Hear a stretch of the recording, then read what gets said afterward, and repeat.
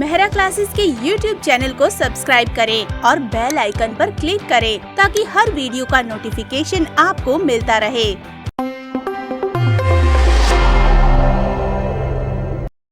जय श्री गणेश प्यारे विद्यार्थियों, मेहरा क्लासेस में आपका स्वागत है। मैं हूँ आपकी एजुकेटर डॉक्टर शताब्दी गहलोत और आज हम एक्ट के अंदर ये पढ़ने वाले मध्य प्रदेश गोवंश वध प्रतिषेध अधिनियम 2004 विशेष रूप से पढ़ने वाले। अब तक क्या पढ़ा हमने एक्ट में? तो हमारा SC/ST एक्ट कंप्लीट हो चुका है, पैसा एक्ट हो चुका है और हमारा तीसरा जो आज का एक्ट है वह है मध्य प्रदेश गोवंश वध प्रतिषेध अधिनियम। कब राज्यपाल द्वारा अनुमति प्रदान की गई, कब पारित हुआ, कितनी धाराएं हैं, कौन सी धारा हमें क्या कहती है, अगर इन धाराओं का पालन नहीं किया गया तो कितने वर्ष की सजा और कितना जुर्माने का प्रावधान है, साथ ही नियम बनाने की शक्ति किस अधिनियम में है, ये सारी चीजें हम आज के इस अधिनियम के अंतर्गत पढ़ेंगे। बहुत ही महत्वपूर्ण टॉपिक है, चूंकि ये जो एक्ट है पहले नहीं थे, अभी संशोधित करके जो पाठ्यक्रम आया है उसमें है, तो ये हमारे लिए महत्वपूर्ण है कि इसमें से प्रश्न ज्यादा बनने की संभावना है, तो हमें इन पर विशेष ध्यान देना पड़ेगा। ठीक है, तो चलिए आज की क्लास हम प्रारंभ करते हैं। मध्य प्रदेश गोवंश वध प्रतिषेध अधिनियम 2004। सबसे पहले अधिनियम कब बना, तो सन की अगर बात करें तो 2004 का है। ये राज्यपाल की स्वीकृति से मिली 26 मार्च 2004 को, यानी राज्यपाल के हस्ताक्षर कब हुए? 26 मार्च 2004 को। राजपत्र में प्रकाशित कब हुआ? तो 29 मार्च 2004 को यह राजपत्र में प्रकाशित हुआ। अब अगर हमारे सामने ये प्रश्न आता है कि मध्य प्रदेश गोवंश वध प्रतिषेध अधिनियम कब लागू हुआ, तो लागू होने की तिथि और प्रकाशित होने की तिथि समान रहेगी, ध्यान रखिएगा। ठीक है, आगे बढ़ते हैं। कुल कितनी धाराएं हैं इसमें? तो ये आ गया यहाँ पर मध्य प्रदेश गोवंश वध प्रतिषेध अधिनियम 2004 के अंतर्गत है कुल 18 धाराएं। कौन सी धारा क्या कहती है और किसमें किस चीज का प्रावधान है, मोटे मोटे तौर पर हम देखेंगे इसमें। ठीक है, सबसे पहला बताता है इसका नाम, कि इस अधिनियम का नाम क्या है, इसका विस्तार क्षेत्र क्या है, ये किस किस राज्यों में फैला हुआ है या पर्टिकुलर सिर्फ मध्य प्रदेश का है, और प्रारंभ के बारे में बताता है कब से लागू होगा, उसकी तिथि क्या मान्य होगी। दूसरी धारा कहती है परिभाषा है, तो भाई किस चीज की परिभाषा होगी? इसमें परिभाषा होगी गोवंश की, इसमें परिभाषा होगी यान की, इसमें बताया जाएगा मांस कौन सा है, गोवंश के अंतर्गत कौन कौन सी श्रेणी इसके अंतर्गत आएगी। तो ये कुछ इसमें 4-5 परिभाषाएं हैं वो इसमें आएगी। फिर आएगा धारा 3, कहेगी हमें पशु चिकित्सक अधिकारी की नियुक्ति, कि भाई इस अधिनियम के अंतर्गत पशु चिकित्सक अधिकारी की अगर हम नियुक्ति करते हैं तो उसकी योग्यताएं क्या होनी चाहिए, क्या किसी भी हम एरे गेरे को बना देंगे? ये अधिनियम कहता है कि इस पर्टिकुलर अधिकारी के लिए आपको इन चीजों का ध्यान रखना पड़ेगा, ये धारा 3 कहती है। धारा 4 हमें कहेगी कि गोवंश के वध का प्रतिषेध करना। धारा 5 हमें बताएगी गोवंश रखने पर प्रतिषेध रखना। गोमांस है ना, गोमांस का आप स्टोर नहीं कर सकते, आप गोमांस नहीं रख सकते, ये धारा 5 हमें बताएगी। धारा 6 कहती है कि गोवंश के परिवहन पर भी प्रतिषेध होगा, कि वध के लिए अगर गोवंश का परिवहन हो रहा है या आपको पता है कि भाई इस गोवंश को आपको मारने के लिए, वध के लिए ले जा रहे हो और पर्टिकुलर किसी साधन का आप यूज कर रहे हो, तो उसका भी निषेध कहती है धारा 6। धारा 7 कहती है कि संस्थाओं का सुदृढ़ीकरण होगा, कि कैसे इसे रोकना चाहिए, प्रभारों का उत्ग्रहण होगा धारा 8 के अंतर्गत। धारा 9 हमसे कह रही है शास्ति, क्या होता है शास्ति और शास्ति के अंतर्गत क्या चीजें आएगी, इसे हमें पढ़ेंगे। धारा 10 कहती है कि अपराधों को संज्ञेय तथा अजमानती होना, कि भाई पर्टिकुलर इस चीज का अगर आप करते हो तो इस अपराध को संज्ञेय माना जाएगा और इसके अधीन आपको कितने वर्ष की सजा और कितना जुर्माने का प्रावधान है या अजमानती है, ये सारी चीजें हम धारा 10 में देखेंगे। धारा 11 कहेगा प्रवेश एवं निरीक्षण, जो हमने देखा कि धारा 3 में जो अधिकारी नियुक्त हो रहे हैं उन्हें विशेष शक्तियां प्रदान की जाएगी कि वह किन किन स्थानों पर प्रवेश कर सकती है और निरीक्षण कर सकती है। पुनर्वास के बारे में धारा 12 बताएगी हमें। धारा 13 कहेगी सद्भावना की गई, सद्भावना पूर्वक की गई कार्रवाई का संरक्षण, कि भाई समझाना भी है आपको, डायरेक्ट आप कार्रवाई नहीं करोगे। धारा 14 हमें बताती है कि कि इस अधिनियम के अधीन शक्तियों का प्रयोग में लाने वाले अधिकारी लोक सेवक समझे जाएंगे। कि भाई ये सारी जो शक्तियां इस अधिनियम के अंतर्गत हम दे रहे हैं, वो जो पर्टिकुलर अधिकारी इनका उपयोग करेगा तो उन्हें क्या समझा जाएगा, लोक सेवक समझा जाएगा। धारा 14 के अंतर्गत धारा 15 कह रहे हैं हमें कि अधिनियम का अभ्यारोही प्रभाव होगा, यानी ये अधिनियम पूर्ण रूप से लागू किया जाएगा। अब इस पूरे अधिनियम के अंतर्गत जो भी कठिनाई होगी इसे दूर करने की शक्ति धारा 16 देता है। धारा 17 कहता है कि नियम बनाने की शक्ति, या आपको अगर लग रहा है कि इस अधिनियम में और भी कोई नियम बनाए जा सकते हैं जिससे इसका सही रूप से उपयोग किया जा सके, तो धारा 17 के अंतर्गत वो नियम बनाने की शक्ति हमें देता है।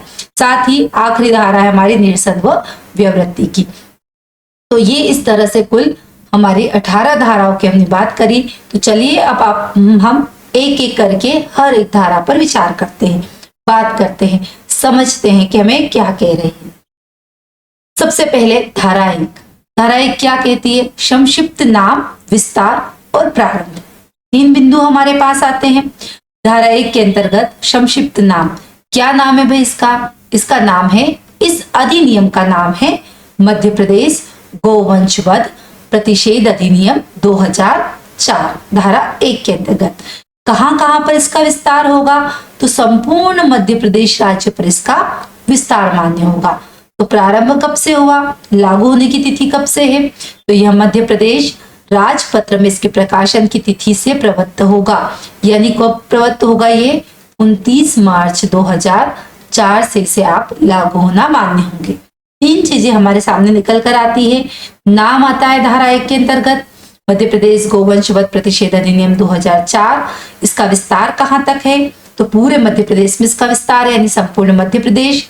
साथ ही प्रकाशन की तिथि से लागू होगा। हमें पता है कि प्रकाशन की तिथि 29 मार्च है और राज्यपाल के हस्ताक्षर की तिथि है 26 मार्च 2004।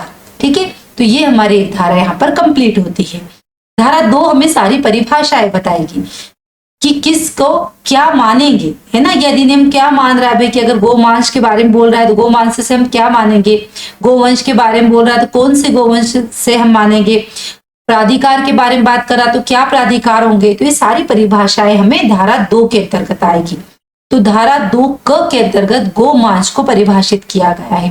क्या कहा गया है कि गोवंश जिसका वध इस अधिनियम के अधीन प्रतिषिद्ध किया गया है वह क्या है, मांस है।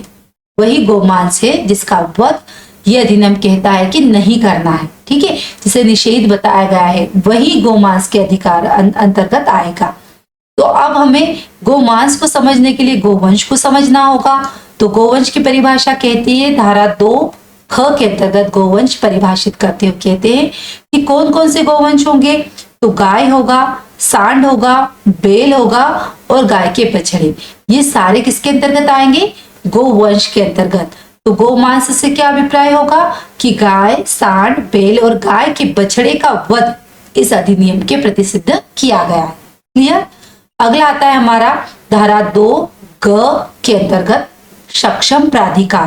कौन कौन से प्राधिकार हमें मिलेंगे, कोई ऐसा व्यक्ति जिसे राज्य सरकार द्वारा अधिसूचना द्वारा किसी स्थानीय क्षेत्र में निर्दिष्ट कृत्यों का निर्वहन करने के लिए इस अधिनियम के अधीन सक्षम प्राधिकारी नियुक्त किया गया हो, वही व्यक्ति जिसे इस अधिनियम के लिए नियुक्त किया गया हो उसे ही ये सारे अधिकार प्राप्त होंगे। ये कहती है धारा 2 ग कहती है संस्था। हमने देखा था भाई कि संस्थाओं का सुदृढ़ीकरण भी करना पड़ेगा। तो कौन सी संस्था का सुदृढ़ीकरण करेगा, इसकी परिभाषा धारा 2 के अंतर्गत आती है। वध समय प्रवचित किसी अधिनियम के अधीन गोवंश को रखने, उनके प्रजनन भरण पोषण करने के प्रयोजन के लिए अशक्त, बूढ़े और रोगी गोवंश को ग्रहण करने के लिए, उनका संरक्षण करने के लिए, देखभाल, प्रबंधन तथा उपचार करने के प्रयोजन के लिए स्थापित की गई रजिस्ट्रीकृत कोई भी पूर्व संस्था इसके अंतर्गत आएगी, जो यहाँ पर लागू होगी इस अधिनियम के अंतर्गत, है ना। वहां पर भी अगर भाई आपने रजिस्ट्रेशन भी करवा दिया है और आपके यहाँ पर भी गोवंश वध चल रहा है तो ये सारी धाराएं उस पर लागू होगी, पर्टिकुलर संस्था पर भी ये बातें लागू होगी। धारा अंग क्या कहता है कि वध से अभिप्रेत है कि किसी को भी चाहे वह कुछ भी हो, हत्या करना, उसमें ऐसा अंगहीन करना या कोई शारीरिक चोट पहुंचाना भी सम्मिलित है जिससे सामान्य अनुक्रम में मृत्यु हो जाए। भाई कैसा नहीं कि आप उसे वध कर उसके मार रहे हो तो ही मान्य होगा। अगर आपको ऐसा लग रहा है आप जानकर किसी को चोट पहुंचा रहे हो, किसी गोवंश को, या उसकी हत्या कर रहे हो या उसका अंगहीन कर रहे हो और उसके बाद में भी उसकी मृत्यु होती है, तो भी आप पर ये सारी धाराएं लागू होगी। ये इस वध से अभिप्राय है। और पशु चिकित्सक अधिकारी से क्या अभिप्राय है कि धारा 3 जो कह रही है कि पशु चिकित्सक के रूप में नियुक्त किया गया है, वो सारा इस परिभाषा के अंतर्गत आएगा। अब यान से क्या तात्पर्य है? धारा 2(6) क्या कहता है, यान को किस तरह परिभाषित करता है? तो यान से अर्थ होता है भूमि, जल और वायु, इन तीनों जगहों से उपयोग कर किसी भी साधन के द्वारा यांत्रिकी या हस्तचलित हो उस वाहन का प्रयोग गोवंश वध को या गोवंश को इधर से उधर ले जाने के लिए, स्पेशली हत्या के लिए या वध के लिए, तो ये सारी चीजें इसके अंतर्गत आएगी। चलिए आगे बढ़े कि तो ये हमारी परिभाषा कंप्लीट होती है। अब देखते हैं धारा 3 हमें क्या बात कह रही है कि भाई अधिकारी कैसा होना चाहिए, उसके लिए क्या क्या योग्यताएं होनी चाहिए पर्टिकुलर इस अधिनियम के अंतर्गत। तो धारा 3 हमें कहती है पशु चिकित्सक अधिकारी की नियुक्ति करना। आयुक्त, सह संचालक, पशु चिकित्सा सेवाएं मध्य प्रदेश सामान्य या विशेष आदेश द्वारा इस अधिनियम के प्रयोजन के लिए किसी व्यक्तियों के वर्ग को आदेश में विनिर्दिष्ट स्थानीय क्षेत्र के लिए पशु चिकित्सा अधिकारी के रूप में नियुक्ति की कर सकेगा। आयुक्त या सह संचालक क्या करेगा कि पशु चिकित्सा सेवाएं मध्य प्रदेश सामान्य विशेष आदेश के द्वारा वह क्या करेगा कि किसी व्यक्ति या व्यक्तियों के वर्ग को आदेश देगा कि पर्टिकुलर क्षेत्र के जो पशु चिकित्सा अधिकारी है उसे उस पशु चिकित्सा अधिकारी के रूप में नियुक्त करने का आदेश वह दे सकता है। कौन? आयुक्त सह संचालक। ठीक है। धारा 4 क्या कहती है? गोवंश के वध का प्रतिषेध करती है। क्या कह रही है वो कि कोई भी व्यक्ति किसी गोवंश का न तो वध करेगा, न वध करवाएगा, न उन्हें वध के लिए देगा और उन्हें वध के लिए दिलवाएगा। सारी चीजें इसमें आ रही। न तो वो खुद करेगा, न किसी और से करवाएगा, न वध के लिए देगा, न वध के लिए दिलवाएगा। अगर इन सारी चीजों के अंतर्गत अगर कुछ आ रहा है तो धारा 4 के अंतर्गत आएगा और उस पर पूरा यह अधिनियम लागू होगा। धारा 5 क्या कह रही है कि गो मांस रखने पर भी प्रतिषेध कर रही है कि आप गो मांस भी नहीं रख सकते हो। कोई भी व्यक्ति इस अधिनियम के उपबंधों के उल्लंघन में वध किए गए किसी गोवंश के गो मांस को अपने कब्जे में नहीं रखेगा। ये धारा 5 कहती है। धारा 6 कहती है हमसे कि वध के लिए गोवंश के परिवहन का भी प्रतिषेध करता है कि आप किसी पर्टिकुलर गोवंश को, जिसके अंतर्गत सबसे पहले गोवंश में कौन सा आता है? गाय आता है, सांड आता है, बैल आता है, गाय का बछड़ा। इन चारों में से अगर आप इन्हीं चारों को परिवहन के माध्यम से वध के लिए ले जा रहे हो तो ये धारा 6 कहती है। इसका प्रावधान कौन सी धारा करती है? 6 कह रही है कि कोई भी व्यक्ति किसी गोवंश पर इस अधिनियम के उपबंधों के उल्लंघन में उसके वध के प्रयोजन के लिए या यह जानते हुए कि इसका इस प्रकार वध किया जाएगा या वध किए जाने की संभावना है, राज्य के भीतर के किसी स्थान से राज्य से बाहर के किसी स्थान को नहीं परिवहन करेगा, न परिवहन के लिए देगा, न उसका परिवहन करवाएगा। यानी अगर आपको पता है कि इसका वध किया जाना है या हो जाने की संभावना है, फिर भी आप परिवहन के माध्यम से उसे एक स्थान से दूसरे स्थान पर भेज रहे हो तो आप इस अधिनियम के अंतर्गत क्या पाए जाओगे? दोषी पाए जाओगे। संस्थाओं का सुदृढ़ीकरण। राज्य सरकार ऐसी संस्थाओं के सुदृढ़ीकरण के लिए आवश्यक कदम उठाएगी जो गोवंश के कल्याण में लगी हुई है। अर्थात धारा 7 हमें क्या कह रही है कि अगर कोई संस्था, कोई गौशाला या कोई भी व्यक्ति विशेष या संस्था के द्वारा इसके लिए आवश्यक कदम उठाए जा रहे हैं कि गोवंश की हत्या न हो तो उसका सहयोग करेगी राज्य सरकार। धारा 8 कह रही है कि प्रभारों का उद्ग्रहण। क्या कह रही है कि प्रभारों का उद्ग्रहण क्या होता है? ये संस्था का भार साधक व्यक्ति अशक्त, बूढ़े और रोगी गोवंश की देखभाल तथा भरण पोषण के लिए उनके स्वामियों से ऐसे प्रभारों का उद्ग्रहण कर सकेगा जैसे कि विहित किए जा सके, यानी उसके काम में मदद करना। अगर कोई व्यक्ति बूढ़ा या रोगी जो क्या कर रहा है, गोवंश की देखभाल कर रहा है और भरण पोषण कर रहा है, तो उसके स्वामियों से उसके प्रभार का उत्ग्रहण करेगा, उसे ग्रहण करेगा राज्य सरकार और उसे विहित किए जाने का प्रावधान करेगा। यह कह रही धारा 8। शास्ति क्या होता है? धारा 4, 5 और 6, ये जो हमने ऊपर देखे धारा 4, 5 और 6 के उपबंधों का उल्लंघन करेगा या उल्लंघन करने का प्रयास करेगा कि भाई गोवंश का वध करना, गोमांस को रखना, इस तरह से अगर कोई कुछ भी करेगा, उल्लंघन करता है, उल्लंघन का प्रयास करता है, दुष्प्रेरणा करेगा और किसी भी भांति से अगर ये सारी चीजें आती है धारा 4, 5 और 6 के अंतर्गत दोषी मान्य होता है तो उसे 3 वर्ष का कारावास होगा, साथ में 10,000 रुपए का जुर्माना भी होगा। या ऐसा भी हो सकता है कि 3 वर्ष का कारावास हो, या ऐसा हो सकता है कि आपको 10,000 का जुर्माना हो, या फिर ऐसा हो सकता है कि 3 वर्ष के कारावास के साथ में 10,000 का जुर्माना भी हो। दोनों दंडित किया जा सकेगा। ये शास्त्र कहता है कि आपको यहाँ पर दंड का प्रावधान दे रहा है। धारा 10 कहती है, क्या कह रही है कि अपराधों का संज्ञेय तथा अजमानतीय होना। दंड प्रक्रिया संहिता 1974 की संख्या 2 में अंतर्विष्ट किसी बात के होते हुए भी इस अधिनियम के अधीन समस्त अपराध संज्ञेय तथा अजमानतीय होंगे। अर्थात इस अधिनियम में जितने भी अपराध बताए गए हैं वो सारे क्या होंगे? अजमानती होंगे और उस पर विशेषकर विचाराधीन विचार किया जाएगा, उस पर संज्ञान लिया जाएगा और वह अजमानती होंगे। ये कह रही है धारा 10। प्रवेश तथा निरीक्षण की शक्ति कि अगर पर्टिकुलर क्षेत्र में आपको लग रहा है, उस पर्टिकुलर चिकित्सा अधिकारी को लग रहा है कि भाई यहाँ पर कुछ ऐसा हो सकता है, गोवंश का वध हो सकता है, तो वो वहां पर बेधड़क जा सकता है पशु चिकित्सा अधिकारी और उसे देख सकता है। वहां पर उसे प्रवेश करने की भी शक्ति है और वहां निरीक्षण करने की शक्ति का प्रावधान भी धारा 11 दे रही है। क्या कह रही वो?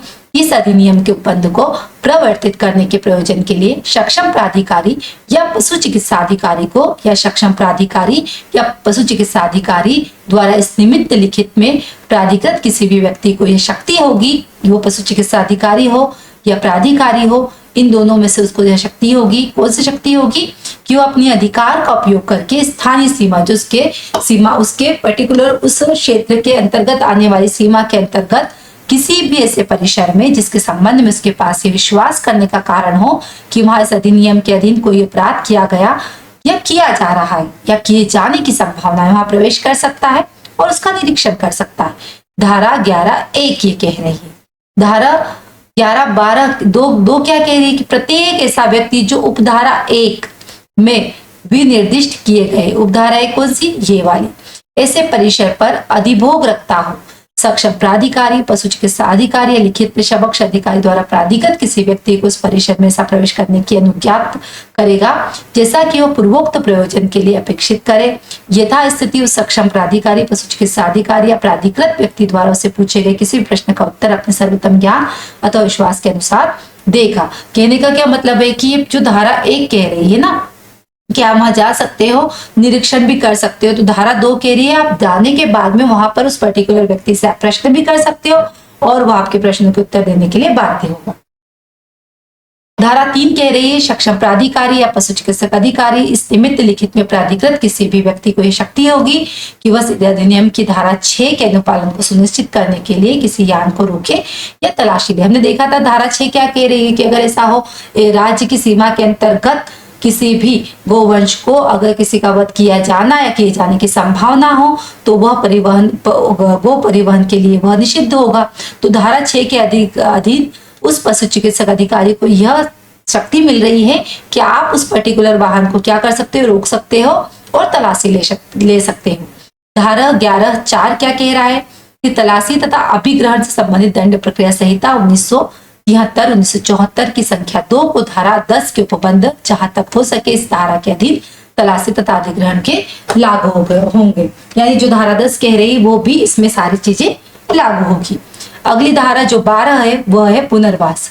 इसका पुनर्वास राज्य सरकार इस अधिनियम के प्रवृत्त होने के पश्चात ऐसे व्यक्ति यदि कोई हो जो कि इस प्रत्यक्षतः प्रभावित हो कि आर्थिक पुनर्वास के लिए नियम बना सकेगा। कहने का मतलब है इससे, है ना, कहने का मतलब है कि राज्य सरकार पुनर्वास के लिए अगर कोई व्यक्ति इन सारी चीजों से प्रत्यक्ष रूप से प्रभावित हो रहा है तो राज्य सरकार उसके पुनर्वास की व्यवस्था कर सकता है।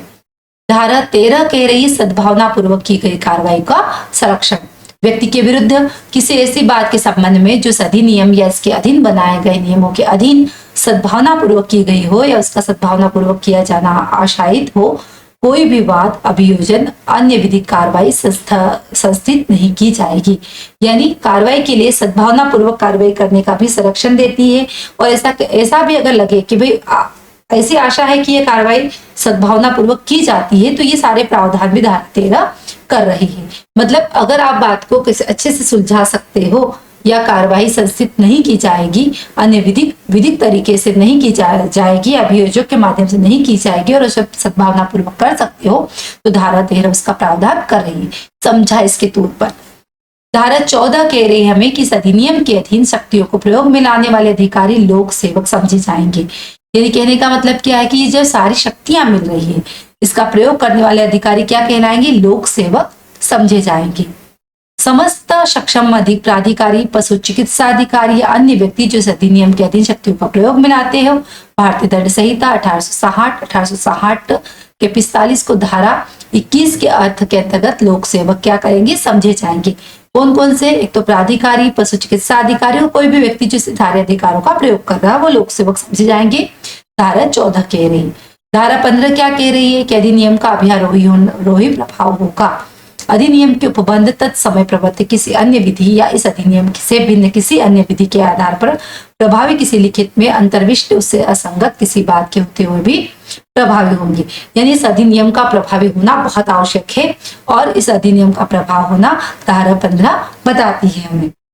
धारा 16 कहती है कठिनाइयों को दूर करने की शक्ति। इस अधिनियम के उपबंध को प्रभावी करने में यदि कोई कठिनाई उद्भूत होती है तो राज्य सरकार इसे उपबंध कर सकेगी या ऐसे निर्देश दे सकेगी जो इस अधिनियम के उपबंधों से असंगत न हो और जो उस कठिनाई को दूर करने के लिए आवश्यक या समीचीन हो। कहने का मतलब है कि इस अधिनियम को अगर लागू करने में राज्य सरकार को कोई दिक्कत आ रही है तो धारा 16 कह रही है कि इसे दूर करने के लिए आप कोई भी कदम उठा सकते हो। धारा 16 आपको प्रावधान देते हैं। धारा 17 कहती है नियम बनाने की शक्ति। राज्य सरकार इस अधिनियम के उपबंध को कार्यान्वित करने के लिए अधिसूचना द्वारा नियम बना सकेगी जो प्रकाशन की तिथि, तारीख से या ऐसे अन्य तारीख से प्रभावी होंगे जो इस निमित्त विनिर्दिष्ट किए जाएंगे। इस अधिनियम के अधीन बनाए गए नियमों को उनके प्रकाशित होने के पश्चात यथासंभव शीघ्र विधानसभा के पटल पर रखा जाएगा। अगर राज्य सरकार चाहे तो नियम भी बना सकती है कि इसका क्रियान्वयन किस तरह से होना चाहिए। कैसे नियम बनाएगी? अधिसूचना द्वारा जारी करके। धारा 18 जो निरसन और व्यावृत्ति बताती है। मध्य प्रदेश गोवंश वध प्रतिषेध अध्यादेश 2004 क्रमांक 1 सन 2004 एतद द्वारा निरसित किया या निरसन या व्यावृत्ति किया जाता है, परंतु निरसन निम्नलिखित को प्रभावित नहीं करेगा। किसको प्रभावित नहीं करेगा? इस प्रकार निश्चित की गई किसी विधि के पूर्व प्रवर्तन या उसके अधीन की गई भूलों की गई किसी बात को, इस प्रकार निश्चित की गई किसी विधि के विरुद्ध किए गए किसी अपराध के संबंध में उपगत कोई भी शास्ति या दंड को या पूर्वक प्रकार किसी भी शास्ति जहां दंड के संबंध में कोई भी अन्वेषण, विधिक कार्यवाही, उपचार, कोई भी ऐसा अन्वेषण, विधिक कार्यवाही या उपचार संस्थित किया जा सके, चालू रखा जा सके, प्रवर्तित किया जा सके, कोई भी ऐसी शास्ति, जब्ती या दंड इस प्रकार अधिरूपित किया जा सकेगा मानो कि अधिनियम पारित पारित हुआ ही नहीं हो।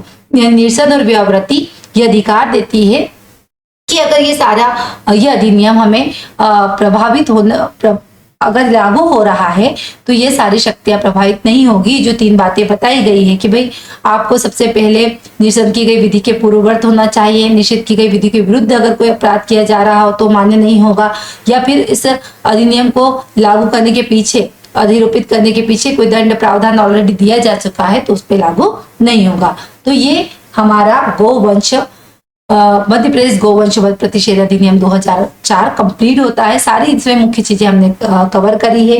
तो आज की क्लास को हम यही विराम देते हैं। ऐसे ही हंसते रहिए, मुस्कुराते रहिए और मुझे दीजिए इजाजत। जल्दी मिलते हैं अगली क्लास के साथ। जय गणेश।